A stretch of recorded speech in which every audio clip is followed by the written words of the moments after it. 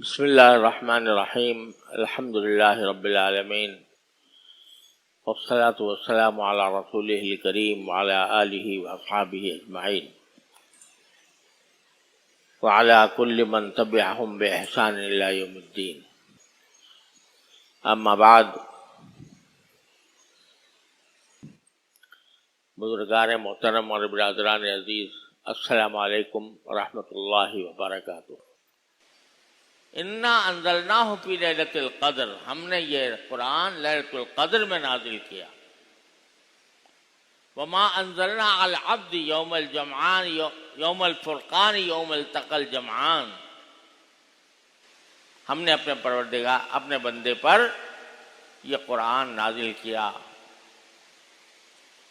یوم الفرقان میں، جس دن غزوہ بدر کے موقع پر اللہ تعالیٰ نے حق و باطل کا فیصلہ فرمایا.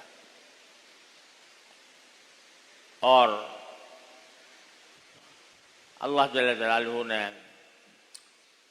یہ بھی فرمایا کہ شہر رمضان الذی انزل فیہ القرآن، یہ رمضان کا مہینہ وہ ہے جس میں ہم نے قرآن نازل کیا تھا. تو لیلۃ القدر یا شب قدر کے عظمت کے لیے تنہا یہ بات بھی کافی ہے کہ اللہ تعالیٰ نے اس رات کو قرآن نازل کرنے کے لیے منتخب فرمایا. لیکن آگے اس کو ہمارے سمجھ سے قریب کرنے کے لیے فرمایا کہ لیلۃ القدر خیر من الف شہر. یہ لیلۃ القدر جو ہے یہ 1000 مہینوں سے بہتر ہے. 1000 مہینوں سے بہتر ہے. کیا معنی؟ کہ اگر آدمی شب قدر میں عبادت کرے تو وہ عبادت 1000 مہینہ عبادت کرنے سے بھی زیادہ فضیلت رکھے گی. 1000 مہینے کون عبادت مسلسل کر سکتا ہے؟ اس سے بھی زیادہ فضیلت اس میں ہے کہ شب قدر میں بندہ عبادت کرے اللہ تبارک و تعالیٰ کی.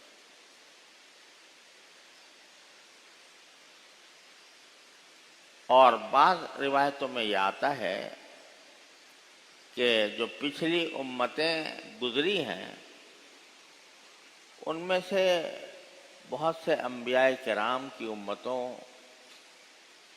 کی عمریں بڑی لمبی ہوئی ہیں.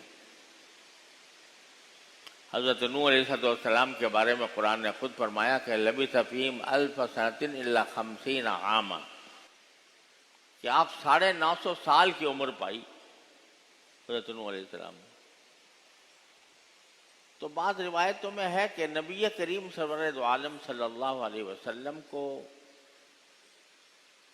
یہ خیال ہوا کسی وقت کہ میری امت کے لوگوں کی عمریں تو اتنی زیادہ ہیں نہیں، تو جن کی عمریں ہزاروں سال تھیں یا سینکڑوں سال تھیں وہ تو اپنی زندگی میں عبادت کر کے بہت مرضے لوٹ گئے، تو میری امت کا کیا بنے گا؟ کیونکہ نبی کریم سرور دو عالم صلی اللہ علیہ وسلم کا سب سے زیادہ فکر اپنی امت تھی. تو اللہ تعالیٰ نے اس کے جواب میں یہ فرمایا کہ نہیں، ہم تمہیں ایک ایسی رات دیں گے جو 1000 مہینے سے زیادہ بہتر ہوگی. عمر چاہے تمہاری امت کی 70 ہو، 80 ہو، 90 ہو، 100 ہو، زیادہ سے زیادہ، لیکن وہ ایک رات میں جو عبادت کرے گی اس کا ثواب اس کو 1000 مہینے کے برابر ملے گا، اس سے بھی بہتر. یعنی کہ 1000 کے برابر، بلکہ خیر من الف شہر، 1000 سے بھی زیادہ بہتر. اب اتنی عظیم نعمت دے دی گئی ایسی رات کہ سارے سال کی عبادتیں ایک طرف اور ایک لیلۃ القدر کی عبادت ایک طرف، ایسی عظیم رات دے دی گئی. اب پوچھا گیا کہ بھئی ہے وہ کون سی رات جس میں اتنی بڑی عظیم فضیلت بیان فرمائی گئی ہے، وہ ہے رات کون سی؟ تو حدیث میں یہ آتا ہے کہ رسول کریم صلی اللہ علیہ وسلم نے فرمایا کہ مجھے وہ رات بتا دی گئی تھی کہ فلاں رات میں ہوگی، لیکن پھر مجھے بھلا دیا گیا، یعنی اللہ ہی نے بلا دیا۔ اور ایک روایت میں یہ بھی آتا ہے کہ آپ نے فرمایا کہ میں آ رہا تھا تم لوگوں کو بتانے کے لیے، چاہتا تھا تمہیں بتا دوں، لیکن دو آدمی جھگڑ رہے تھے آپس میں، تو ان کے جھگڑے کے طرف میرا ذہن چلا گیا، اس میں میں بھول گیا کہ لیلۃ القدر کیا ہے، کون سی رات ہے۔ اب یہ عجیب بات ہے کہ پہلے بتائی گئی اور پھر بلا دی گئی، اور بلانے کی وجہ یہ کہ دو آدمی جھگڑ رہے تھے۔ تو اصل بات یہ ہے کہ اللہ تعالیٰ کو تو شروع سے یہ منظور تھا کہ یہ رات ہم متعین طور پر نہ بتائیں کہ فلاں رات ہوگی، لیکن شروع میں پیغمبر کو بتایا اور لوگوں کے جھگڑے کی وجہ سے بھلا بھی دیا۔ تو بتانا یہ منظور ہے کہ لوگوں کے درمیان جھگڑا، لڑائی فساد، یہ اتنی بری بات ہے کہ اس کی وجہ سے لیلۃ القدر کی عظمت و ایسی عظمت والی رات کی تعیین بلا دی گئی۔ تو ساتھ ہی یہ سبق دے دیا گیا، مسلمانوں کے درمیان جھگڑا جو ہے اس کو شریعت کسی صورت برداشت نہیں کرتی۔ مسلمانوں میں آپس میں لڑائی جھگڑا ہو رہا ہے، گالی گلوچ ہو رہا ہے، ایک دوسرے کے اوپر وار ہو رہے ہیں، ایک دوسرے کو برا بھلا کہہ رہے ہیں، ایک دوسرے کے پیچھے پڑے ہوئے ہیں، یہ صورت کبھی بھی اللہ کو پسند نہیں۔ اور نبی کریم سرورت عالم صلی اللہ علیہ وسلم نے ہر قیمت پر اپنی امت کو اس سے بچنے کی تاکید فرمائی۔ لڑائی سے بچو، ایسے لڑائی سے بچو جس میں تم ایک دوسرے کی غیبتیں کرو، ایک دوسرے پر بہتان باندھو، ایک دوسرے پر الزام لگاؤ، ایک دوسرے کے نام بگاڑو، جو سورہ حجرات میں کئی ہفتے تک آپ حضرات کے سامنے عرض کر چکا ہوں، کرتا رہتا ہوں، کی تھی، اس کی تفصیل کی تھی۔ آج ہماری قوم مبتلا ہے اس میں۔ رمضان کا مہینہ، رمضان کی مقدس راتیں، اللہ تعالیٰ کی طرف رجوع کرنے والی، اللہ تعالیٰ کی طرف رجوع کر کے دعائیں مانگنے والی، اللہ تعالیٰ کی رحمتوں کو متوجہ کرنے والی، اور اس میں جھگڑے میں ہم پڑے ہوئے ہیں۔ گالی گفتار، ایک دوسرے کے اوپر تانے، ایک دوسرے کے اوپر کی برائیاں، ایک دوسرے پر الزام، اور برے برے ناموں سے لوگوں کو یاد کرنا۔ قرآن حضور اقدس صلی اللہ علیہ وسلم نے تو یہ فرمایا تھا کہ بھائی اگر کوئی دوسرا تم سے لڑے بھی تو کیا کہنا کہ میں روزے دار ہوں، میں تمہاری بات کا جواب نہیں دوں گا۔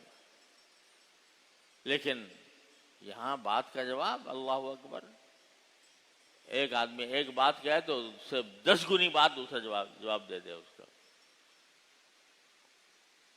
اور جو ہمارے سیاستدانوں میں جو سلسلہ چل رہا ہے وہ تو ہے ہی ہے، لیکن ان کے حامی اور مخالفین، ان کے درمیان جو مجلسیں ہیں ان میں لڑائی ہو رہی ہے۔ مسلمان کو مسلمان کے خلاف کھڑا کیا جا رہا ہے، اور آپس میں لڑائیوں کا بازار گرم ہے۔ خدا کے لیے اس رمضان کے مہینے کو اس عذاب سے بچاؤ جس کی وجہ سے لیلۃ القدر اٹھا لی گئی، اس کی تعین اٹھا لی گئی لڑائی جھگڑے کی وجہ۔ بہرحال اٹھا تو لی گئی، پھر آخر کیسے پتہ چلے بھائی کہاں ہے وہ لیلۃ القدر؟ تو ایسا ہوا کہ شروع میں جبکہ رسول کریم سرور دو عالم صلی اللہ علیہ وسلم نے متعین طور سے نہیں بتایا تھا، تو بہت سے صحابہ کرام کو مختلف خواب آئے، اور خواب کے اندر کسی کو بتایا گیا کہ 21ویں رات ہے، کسی کو بتایا گیا 25ویں ہے، کسی کو 27ویں ہے۔ تو رسول کریم سرور دو عالم صلی اللہ علیہ وسلم نے فرمایا صحابہ کرام سے خطاب کر کے، تم سب کے خواب جمع ہو گئے آخری عشرے پر، یعنی جس نے بھی لیلۃ القدر کو خواب میں دیکھا ہے وہ آخری عشرے میں دیکھا ہے، 23، 25، 27، 29، 21۔ اور مجھے بھی اللہ تبارک و تعالی نے دکھایا، اور ایسی رات میں مجھے دکھایا کہ مجھے بتایا گیا کہ تمہاری لیلۃ القدر اس رات میں ہوگی کہ اے نبی کریم صلی اللہ علیہ وسلم آپ اس دن پانی اور کیچڑ میں سجدہ کریں گے۔ یعنی یہ علامت بتائی گئی کہ شب قدر اس رات آئے گی جس رات میں بارش ہوگی اور مسجد نبوی کے اندر پانی جمع ہوگا، اور آپ جب سجدہ فرمائیں گے تو پانی اور کیچڑ میں سجدہ کریں گے۔ یعنی ظاہری حالت ایسی ہوگی کہ پانی ہوگا، کیچڑ پھیلا ہوا ہوگا، اور اسی کیچڑ کے اندر، اسی کیچڑ کی حالت میں لیلۃ القدر کے انوار برسیں گے۔ تو صحابہ کرام فرماتے ہیں کہ جب 20واں روزہ آیا، جیسے آج ہے، تو صبح سے ہم دیکھ رہے تھے کہ کچھ بھی نہ کسی بادل کا پتہ تھا، نہ کوئی بدلی تھی، نہ کوئی بادل کا ٹکڑا تھا۔ اچانک دن کے کسی حصے میں گھٹا چھا گئی، بادل آ گئے، بارش برسی، اور پھر مسجد نبوی چونکہ شیطینوں سے بنی ہوئی تھی، کھجور کے شیطینوں سے، تو وہ ٹپکی، یہاں تک کہ جو نبی کریم سرور دو عالم صلی اللہ علیہ وسلم کا مصلی تھا جس پر آپ سجدہ کرنے والے تھے، اس پر بھی پانی ٹپکا، اور میں نے دیکھا کہ رسول کریم سرور دو عالم صلی اللہ علیہ وسلم کے نے پانی اور کیچڑ میں سجدہ کیا۔ تو وہ رات کون سی تھی؟ 21ویں شب۔ لیکن ساتھ ہی آپ نے یہ بھی فرما دیا، سرکار دو عالم صلی اللہ علیہ وسلم نے یہ بھی ارشاد فرما دیا کہ اب تم تلاش کرو اس رات کو آخری عشرے میں، اور آخری عشرے کی طاق راتوں میں، یعنی 21، 23، 25، 27، 29، اس میں تلاش کرو۔ کیا مانا؟ کہ بھائی اتنی بڑی عظیم نعمت تمہیں دی جا رہی ہے کہ ایک رات کی عبادت 1000 مہینے کی عبادت سے زیادہ افضل ہوگی اور زیادہ ثواب اس کا ملے گا، تو اس نعمت کو حاصل کرنے کے لیے تھوڑی سی کوشش تو کرو، ایسے گھر بیٹھے مل جائے گی۔ اگر پہلے سے بتا دیں کہ بھائی فلاں رات ہوگی تو بس اسی رات کو جاگو گے، باقی ماشاءاللہ سوتے رہو گے پڑے ہوئے۔ تو ذرا تھوڑی سی محنت کرو، اس کو محنت کیا کرو کہ ہر طاق رات میں عبادت کرو، اس احتمال سے کہ شاید یہ شب قدر ہو۔ اور احادیث اور روایات کو مد نظر رکھتے ہوئے جو بات علماء نے راجح قرار دی ہے وہ یہ ہے کہ یہ رات بدلتی رہتی ہے، کسی سال 21ویں شب میں آ گئی، کسی میں 23 میں آ گئی، کسی میں 25 میں آ گئی، کسی میں 27 میں آ گئی، کسی میں 29 میں آ گئی، کسی سال۔ تو رسول کریم سرور دو عالم صلی اللہ علیہ وسلم کی جو حدیث میں نے آپ کو سنائی 21ویں شب کی، اس سال شب قدر 21ویں تھی، 21ویں تاریخ کو تھی، 21ویں شب میں تھی،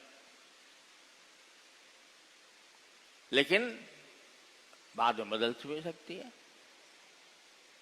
آپ نے ایک مرتبہ 27ویں شب کو بھی فرمایا کہ یہ شب قدر ہے۔ حضرت ابی بن کعب رضی اللہ تعالیٰ عنہ قسم کھا کر کہتے تھے کہ میں جانتا ہوں کہ شب قدر 27ویں شب ہے۔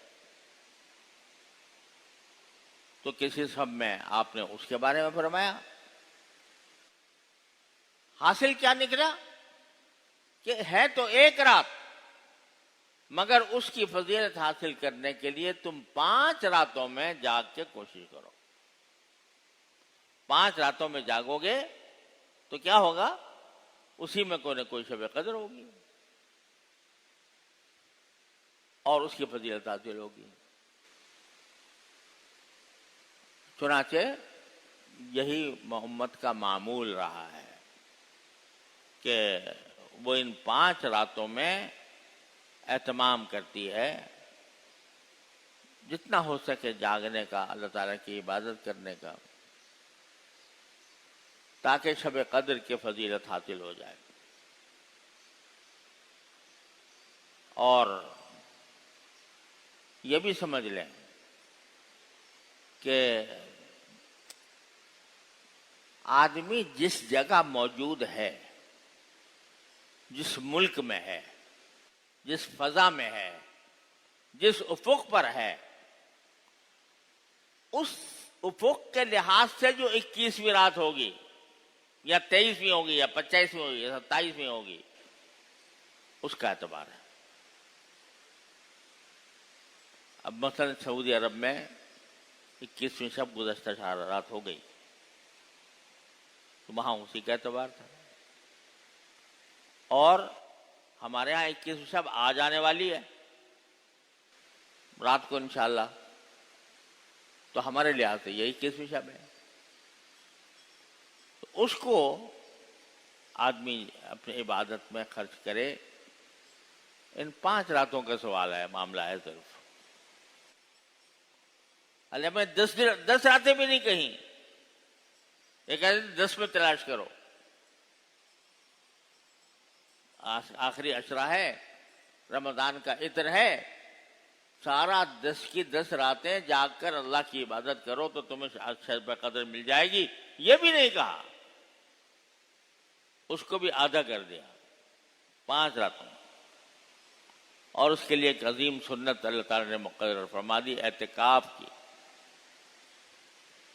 کہ آدمی اگر اعتکاف کرے آخری عشرے میں تو اگر فرض کرو سوتے ہوئے بھی گزر جائے شب قدر تو اعتکاف عبادت کی حالت میں ہوگی، کیونکہ اعتکاف بذات خود عبادت، چاہے آدمی سوئی کیوں نہ رہا ہو۔ تو اس لیے شب قدر کو حاصل کرنے کی فکر کرنی چاہیے، اس کے اندر اہتمام کرنا چاہیے، اللہ تعالیٰ کی طرف رجوع کرنے کا۔ کیا کرنا چاہیے شب قدر میں؟ یہ بھی، اس میں بھی دھوکہ ہو جاتا ہے، اور اس کی وجہ سے ہم شب قدر کی صحیح فضیلت حاصل نہیں کر پاتے۔ بعض اوقات شب قدر کو استعمال کیا جاتا ہے تقریبات میں، شب قدر منائی جا رہی ہے۔ کیا معنی شب قدر منانے کے؟ جلسہ ہو رہا ہے، ایک سے ایک مقرر آ رہا ہے، وہ اپنی جوش خطابت دکھا رہا ہے،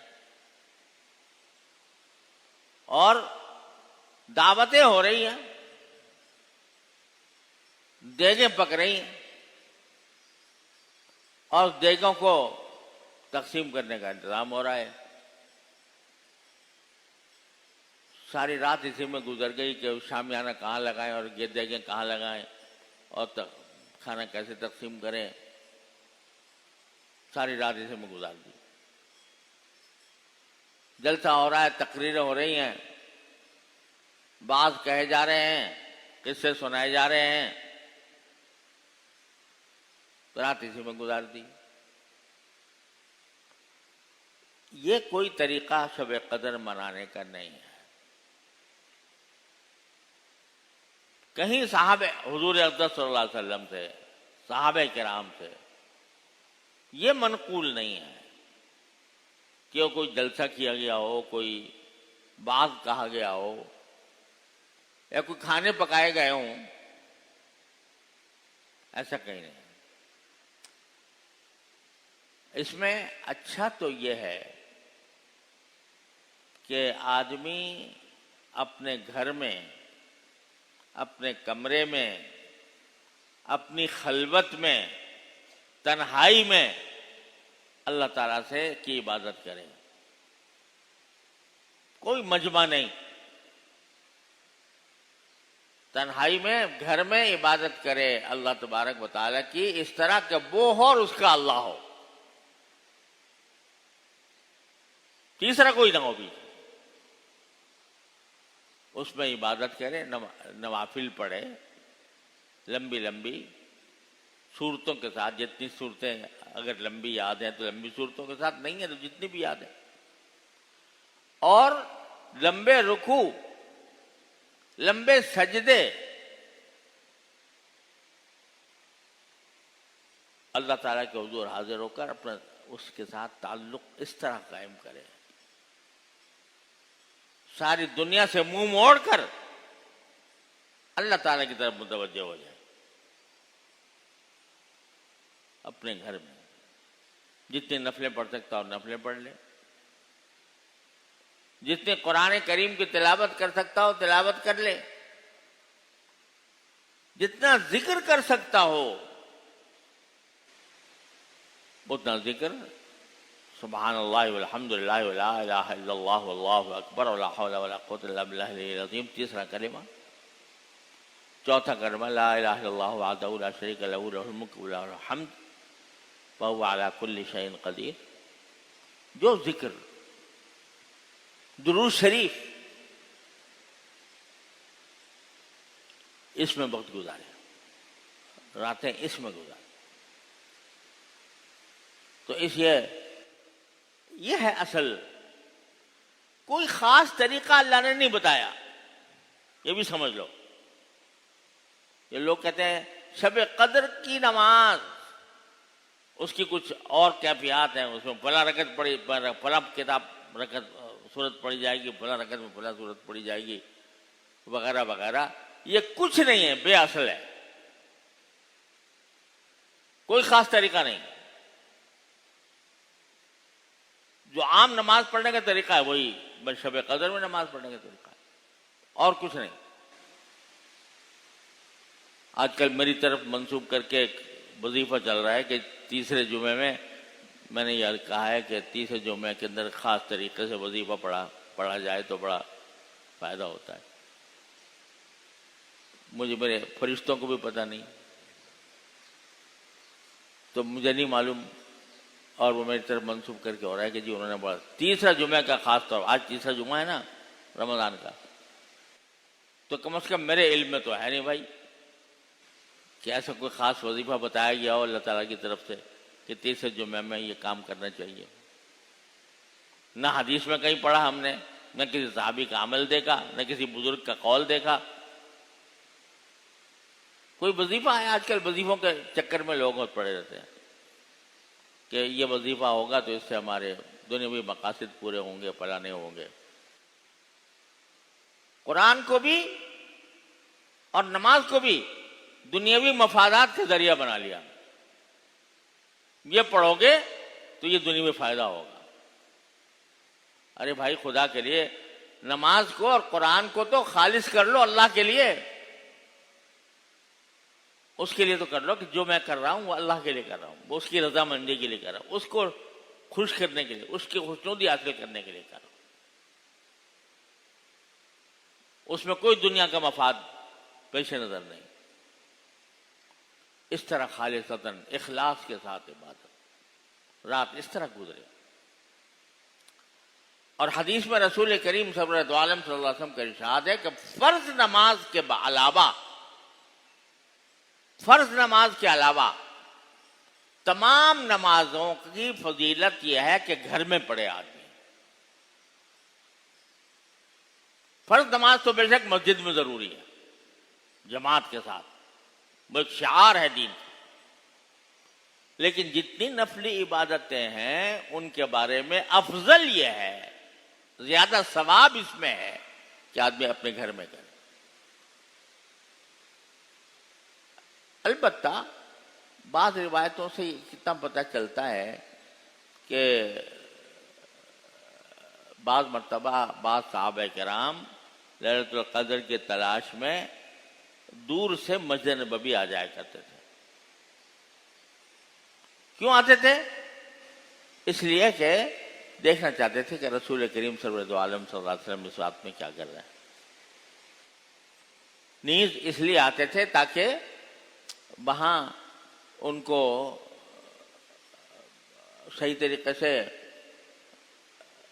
پتہ نہیں تھا کہ وہاں پر ہم کیا کریں، تو جب مسجد نبوی آئے تو رسول کریم صلی اللہ علیہ وسلم کی ہدایات ان کو ملتی تھی۔ وہ الگ بات ہے۔ آج بھی اگر کوئی شخص مسجد جائے اس غرض سے جائے کہ بھئی وہاں کچھ جاننے والے لوگ ہوں گے، ان سے پوچھوں گا کہ یہ رات کیسے گزاروں، تو اس میں کوئی حرج نہیں، لیکن اصل افضل یہی ہے کہ تنہائی میں ہو، وہ ہو اور اللہ کا اس کا اللہ ہو، بس اس طرح رات گزاری جائے۔ 3 باتیں میں نے عرض کی، نوافل، رات کے نوافل 8 ہوں تو اچھا ہے، اس سے زیادہ بھی پڑھ سکتے ہیں، 12 ہو جائے، اور اس میں لمبی رکوع، لمبے سجدے، دوسرے ذکر اور صدقہ خیرات، اور چوتھی چیز جو سب سے اہم ہے وہ ہے دعا۔ دعا مانگے اپنے مقصد کے لیے بھی، دنیا کے کاموں کے لیے بھی، دنیا میں اس کو جو ضرورتیں لاحق ہیں اس کے لیے بھی، یا اللہ میں بے روزگار ہوں مجھے روزگار دے دے، یا اللہ میرے رزق میں کچھ آدمی پیدا فرما دے، یا اللہ میری تجارت کو کامیاب کر دے، یا اللہ میرے بچوں کو نیک بنا دے، یا اللہ مجھے میں بے اولاد ہوں اولاد عطا فرما۔ جتنی حاجتیں ہیں دنیا کی، اور اپنی بھی، اپنے رشتہ داروں کی بھی، اپنے دوست احباب کی بھی، مانگو اللہ سے۔ اللہ تعالیٰ کا منادی آواز دے رہا ہے کہ آؤ جو مجھ سے مانگنا ہے مانگو، وہ مانگو۔ اور بھائی خاص طور پر جس طرح اپنے لیے مانگتا ہے اسی طرح آدمی کو اپنے رشتہ داروں اور احباب کے لیے بھی مانگنا چاہیے، اور اپنے ملک و ملت کے لیے کہ اللہ ہمارے اس ملک کو کسی طرح ٹھکانے لگا دے۔ اس کا اونٹ کسی کروٹ بیٹھتا نہیں ہے مدتوں سے، تو یہ اونٹ بیٹھ جائے کسی کروٹ جو آپ کی رضا کے مطابق ہو، یہ دعا کرنی چاہیے۔ پھر عالم اسلام مصائب کا شکار ہے۔ فلسطین کو دیکھو، بیت المقدس میں کس طرح یہودی ظلم داخل ہو کر ظلم کر رہے ہیں۔ کشمیر میں دیکھو کیا ہو رہا ہے، اور اب تو کشمیر پر منحصر نہیں، سارے ہندوستان کے اندر مسلمانوں کو تنگ کیا جا رہا ہے۔ اور شام میں دیکھو کیا ہو رہا ہے، لیبیا میں کیا ہو رہا ہے، عراق میں کیا ہو رہا ہے۔ سارے عالم اسلام کو تہس نہس کرنے کا منصوبہ ہے، اعوذ باللہ۔ اور ہم دنیا کی آبادی کا 1/3 ہم ایسے ہو گئے جیسے تنکے پانی میں تنکے بہہ رہے ہیں، کوئی قوت ہماری نہیں رہی، کیونکہ اللہ کی رسی کو چھوڑ رکھا ہے۔ تو اس کے لیے بھی بھائی دعا مانگ لو کہ اللہ تعالی ہمیں اللہ کی رسی کو مضبوط پکڑنے کی توفیق عطا فرمائے. واعتصموا بحبل اللہ جمیعا ولا تفرقوا پر عمل کرنے کی توفیق عطا فرمائے. اور یہ سب کچھ ہماری شامت اعمال ہے. کہتے تو ہیں ہم کہ ہم مسلمان ہیں, کلمہ بھی پڑھتے ہیں, لیکن جب ہم بازاروں میں جاتے ہیں تو لوگوں کی کھال کھینچنے کی فکر کرتے ہیں. پھر ہم جلاد بن جاتے ہیں, قذاق بن جاتے ہیں, اور حرام و حلال کی فکر مٹ رہی ہے. جس معاشرے کا کوئی کام رشوت کے بغیر نہ چلتا ہو, اسے حق ہے یہ کہنے کا کہ میں مسلمان معاشرہ ہوں.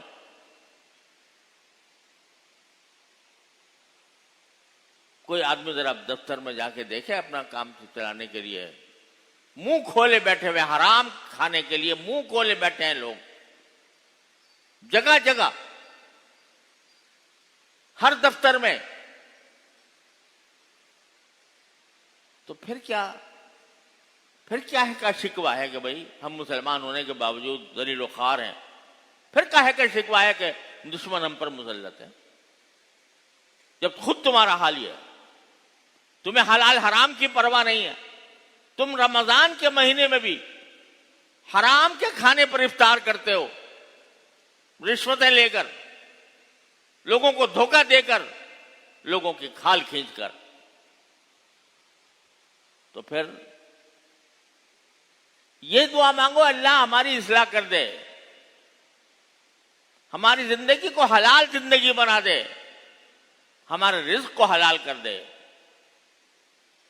اور شامت اعمال کو ہماری دور فرما دے.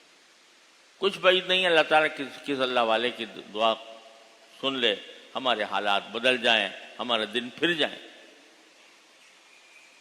اللہ تعالیٰ سے یہ دعا مانگنے کی ضرورت ہے. بس بھائی آج کی رات سے انشاءاللہ یہ شروع ہو رہا ہے سلسلہ. اللہ تعالیٰ ہم سب کو اپنے فضل و کرم سے ان راتوں سے صحیح فائدہ اٹھانے کی توفیق عطا فرمائے, اور ان کے اندر جو فضیلتیں اور جو انوار و برکات اللہ تعالیٰ نے رکھی ہیں, اللہ ہمیں سب عطا فرما دے, کسی سے محروم نہ فرمائے. وصلی اللہ تعالیٰ علی خیر خلقہ سیدنا مولانا محمد وعلی آلہ و اصحابہ اجمعین.